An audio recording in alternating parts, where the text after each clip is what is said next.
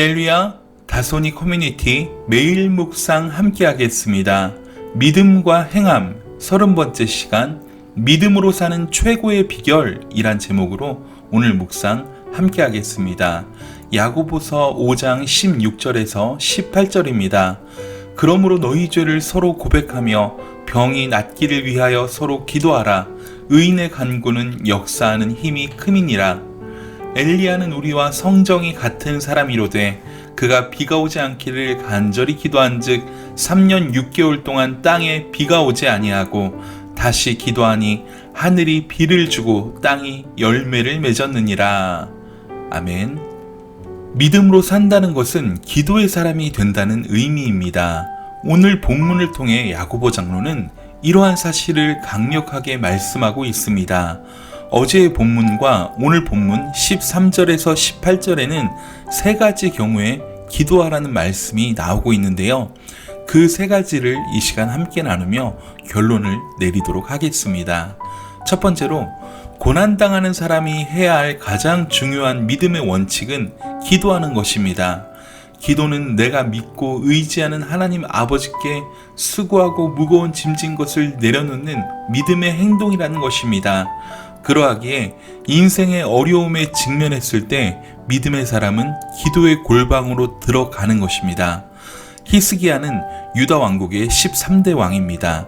그는 하나님께서 함께 하셨던 사람이라고 열왕기 기자는 그 서문에 기록하고 있습니다.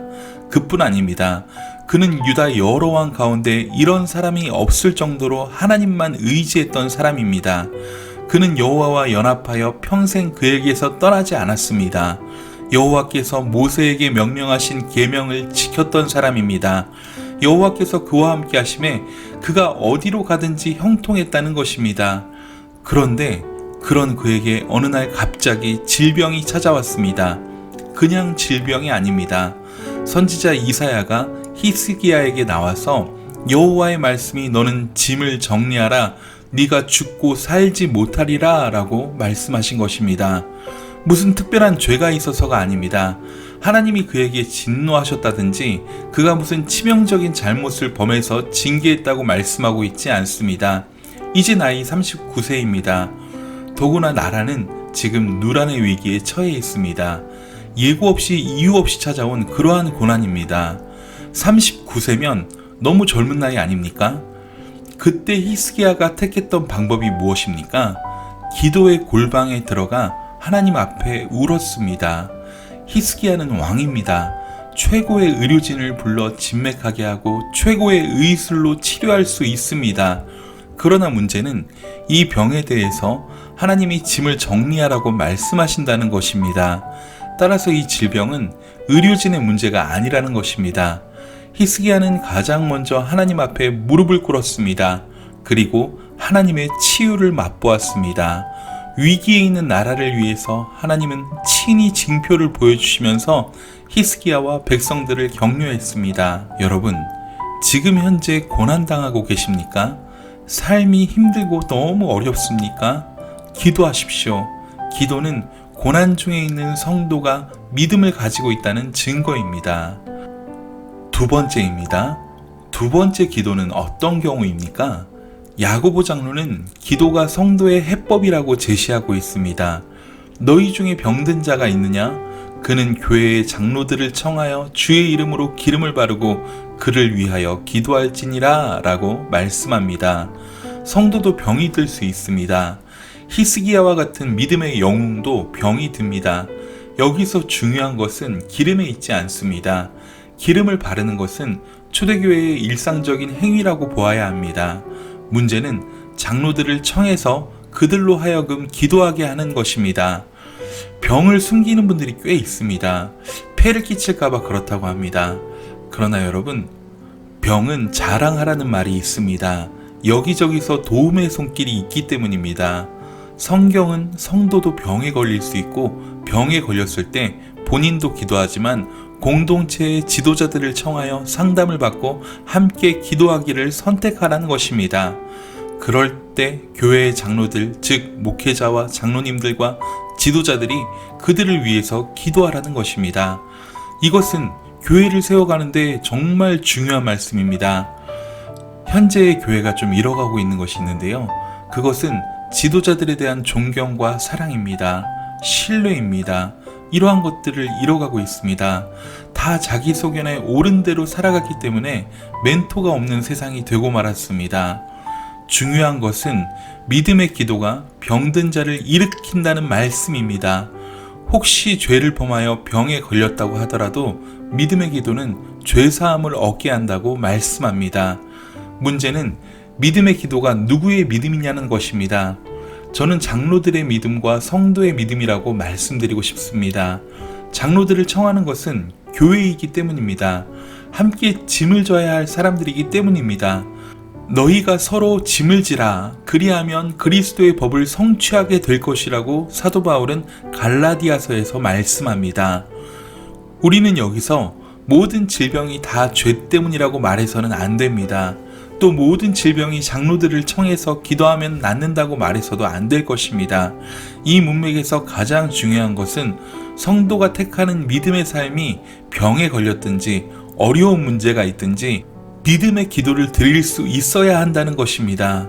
그럴 때 하나님은 그 기도를 들으시고 역사하신다는 것입니다. 세 번째입니다. 세 번째는 기도에 대한 중요한 가르침은 서로 죄를 고백하며 병 낫기를 위해 기도하는 것입니다. 여기서 중요한 구절이 16절입니다. 이 구절은 14절에 걸려 있는데요. 그러므로 앞단락을 받는 중요한 말씀입니다. 뭐라고 말씀하십니까? 너희 죄를 서로 고백하며 병이 낫기를 위하여 서로 기도하라. 의인의 간구는 역사하는 힘이 큼이니라 라고 말씀합니다. 무게중심이 어디에 있는 것입니까? 성도들 사이에 서로 비방과 시기가 있었습니다. 부한 자들과 가난한 자들의 양극화 현상도 있습니다. 서로 차별하는 모습도 있습니다. 흩어져 박해를 당하는 교회가 서로 신뢰하지 못하고 있는 상황입니다. 그러니 서로 병 낫기를 위해서 기도하거나 서로 죄를 고백하는 일은 어찌 보면 상상할 수 없었을 것입니다. 여러분, 기도의 문맥에서 나오고 있는 이 중요한 주제를 바르게 보시기 바랍니다. 너희 죄를 서로 고백하라는 이 말씀이 얼마나 충격적입니까? 우리는 늘 의인인 것처럼 나는 아무 문제가 없는 사람처럼 그렇게 삽니다. 서로 죄를 고백하기는커녕 조금이라도 내 생활이 드러날까봐 전전긍긍하고 있는 것은 아닐까요? 성경을 묵상한다는 것은 말씀의 거울 앞에서 자신을 보는 것입니다. 그래서 진실한 성경 묵상을 하다 보면 저절로 죄를 고백하는 역사가 일어나게 마련입니다. 내가 승리한 것도 나누지만 실패한 것도 나누게 됩니다. 그러하기에 믿음으로 산다는 것은 독불장군의 모습이 아닙니다. 나 홀로 열심히가 아니란 것입니다. 서로의 죄를 고백하며 서로의 부족함을 덮어주고 감싸주고 세워주는 것입니다. 하나님께서는 이 땅에 교회를 세우셨습니다. 여러분 혹시 기억하십니까? 교회의 본질이 무엇입니까? 교회의 본질은 하나됨입니다. 서로 부족한 사람들이 어울려 살아가는 것이 교회입니다. 그런 교회가 서로 아픔을 나누고 죄를 서로 고백하면서 함께 기도하는 것, 이것이 믿음으로 이 광야를 이겨나갈 수 있는 길이라는 것입니다. 그러면서 의인의 간구에 대한 예화로 엘리야의 기도를 들고 있습니다. 여기 의인은 장로들, 서로 병 낫기를 기도하는 성도들을 지칭하는 것이 아니겠습니까? 그들의 기도가 두세 사람이 내 이름으로 모인 곳에 주님이 함께 하시겠다는 약속처럼 역사하는 힘이 있는 것입니다. 저는 이 단락의 무게중심이 엘리야처럼 능력이 나타난다에 있는 것이 아니라 서로 병 낫기를, 서로 죄를 고백하면서 믿음의 기도를 드리는 것에 있다고 봅니다. 그럴 때 역사가 일어나는 것입니다. 성도가 믿음의 삶을 살아갈 때 시작도 그 마침도 기도여야 합니다. 특히 함께 교회나 공동체를 이룬 지체들은 서로 병 낫기를 위해 기도해야 합니다. 서로 죄를 고백해야 합니다. 기도 제목을 나누며 함께 기도해야 합니다.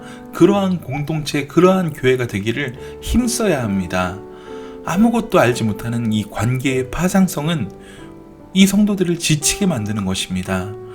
교회를 교회되게 하기 위해서, 공동체를 공동체답게 하기 위해서 오늘 지금 이 시간부터라도 우리의 동역자들에게, 우리의 지체들에게 서로의 기도 제목을 나누고 기도해 보십시오.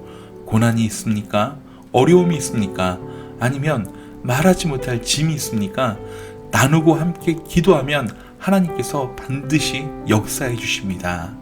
이제 기도에 대한 3가지의 부분이 다 끝나고 마지막으로 즐거워하는 자들에게 찬양하라 라고 도전하는데요.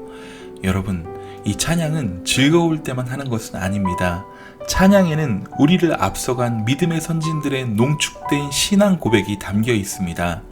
그러므로 이 찬양을 하다 보면 영혼의 회복과 치유가 일어납니다. 믿음으로 사는 여정의 찬양은 우리를 회복하는 중요한 힘입니다. 영원한 천국에서는 찬양이 가장 중요한 문화입니다. 찬양을 싫어하는 그리스도인이 된다는 것은 있을 수 없는 일이며 있어서도 안 되는 일입니다. 찬양하기를 기꺼이 하십시오.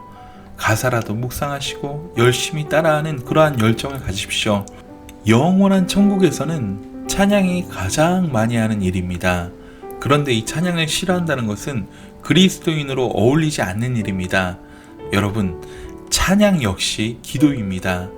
찬양을 곡조 있는 기도라고 말하죠. 결국 찬양도 기도입니다. 여러분, 기도하는 삶은 결국 우리를 믿음의 방향으로 이끌고 갑니다. 들었던 말씀, 읽었던 말씀이 기도 중에 성령의 조명하심을 받아 깨달아지게 됩니다. 너무나 힘들고 어려운 상황이 나를 힘들게 하여도 기도할 때 그 어려움과 힘든 상황이 아무것도 아닌 것처럼 여겨지게 됩니다. 우리의 관계 또한 마찬가지입니다. 기도하면서 관계를 만들어 나가면 주님 안에서 놀랍도록 아름다운 관계로 발전되어집니다. 우리가 아직까지 기도를 관망만 하고 있다면, 아직도 새벽 기도하기를 망설이고 정시에 기도하는 것을 망설이고 있다면, 믿음으로 행하며 산다는 것은 어쩌면 다른 먼 나라의 이야기가 될 수도 있습니다. 여러분, 꼭 기도하십시오. 관념이나 생각에서 머무르는 기도를 하라는 것은 아닙니다. 무릎으로 나아가십시오. 기도의 시간과 장소를 정하십시오. 힘들면 동역자들에게 기도를 부탁하십시오. 기도만이 우리가 사는 길이며 그리스도인이 승리할 수 있는 성령 충만의 열쇠입니다. 여러분, 오늘 하루도 기도로 승리하는 저와 여러분 되길 간절히 소원합니다. 오늘 하루도 승리하세요. 사랑하고 축복합니다. 샬롬.